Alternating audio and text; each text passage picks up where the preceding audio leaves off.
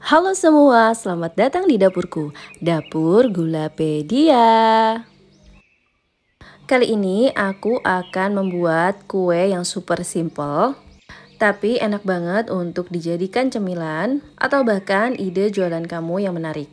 Buatnya super mudah, tanpa mixer, tanpa oven, dan kamu hanya membutuhkan satu telur untuk mendapatkan kue yang segembul ini.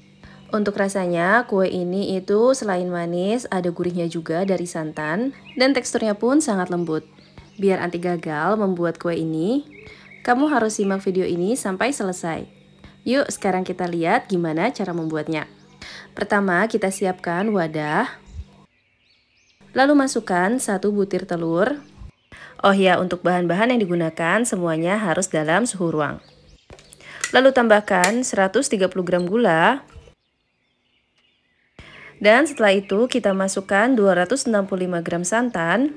Ini aku menggunakan santan instan ukuran kecil yang dicairkan dengan air sampai volumenya 265 gram. Lalu semua bahan ini kita aduk rata hingga semuanya tercampur ya. Setelah gulanya larut dan semua bahan tercampur rata, kita bisa tambahkan 100 gram margarin cair. Ini margarinnya sudah aku dinginkan dulu hingga mencapai suhu ruang. Baru setelah itu aku masukkan ke dalam adonan. Setelah itu tinggal kita aduk rata semuanya.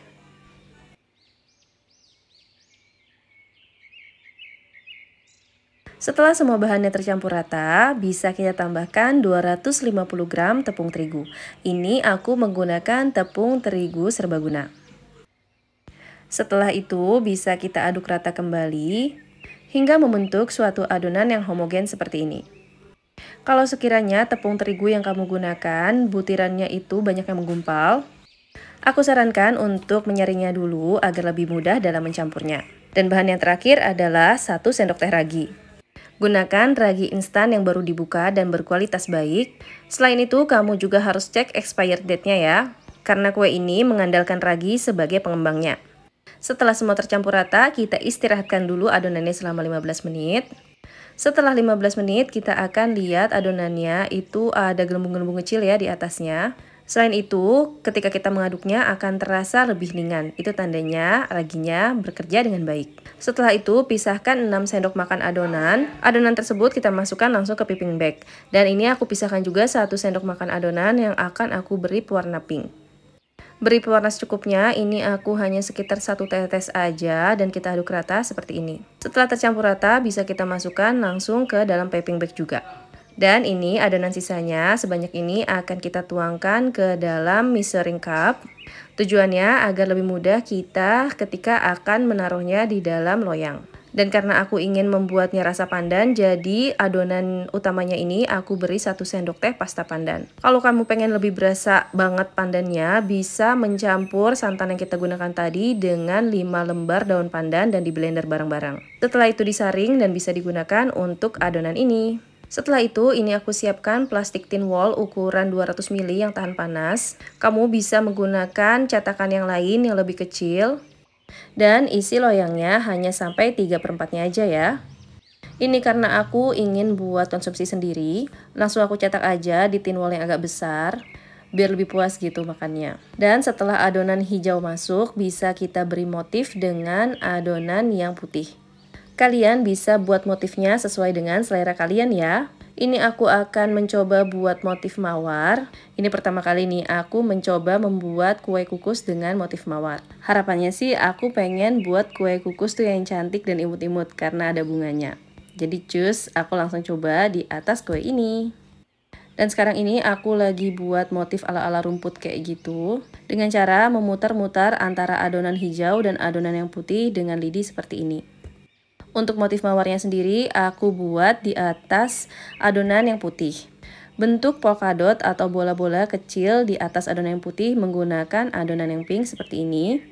Usahakan polkadotnya jangan terlalu dekat dan jangan terlalu besar ya, cukup kecil-kecil aja. Karena kuenya akan mengembang, jadi motifnya itu akan lebih besar daripada yang kita buat sekarang. Setelah itu, kita celupkan lidi di atas pewarna pink dan langsung kita lukis bulat-bulat seperti ini di dalam adonan yang pink. Dan biar makin cantik dan makin mirip dengan mawar, Ini aku tambahkan daun juga, aku buat dari pewarna makanan hijau tua. Aku goreskan pewarnanya dengan bantuan lidi dan buat 2 garis di bawah mawarnya seperti ini. Setelah selesai membuat motif, bisa kita diamkan adonannya selama 45 menit. Tutup adonannya dengan serbet atau plastik. Dan sekitar 30 menit berjalan, ini aku siapkan kukusannya. Dan ini sudah 45 menit, jadi bisa langsung kita masukkan ke dalam kukusan yang sudah kita panaskan tadi. Kukus adonan kue ini selama 20 menit hingga matang dengan api sedang. Kalau kamu menggunakan panci dengan tutup yang datar, jangan lupa lapisi tutupnya dengan kain dulu agar air tidak menetes. Dan ini kuenya setelah matang, bisa kita dinginkan sebentar. Dan bisa teman-teman lihat ya, hasil kue kita kali ini itu cantik banget, gembul-gembul banget. Dan ini aku cek pinggirannya apakah ada yang bantet, ternyata semuanya bagus ya, tidak ada adonan yang mengendap atau bantet. Ini kuenya sudah agak dingin, jadi langsung aja aku keluarkan dari loyangnya. Kalau teman-teman menggunakan cetakan plastik seperti ini, tidak usah mengoles cetakannya dengan minyak atau margarin ya, karena dijamin tidak akan lengket.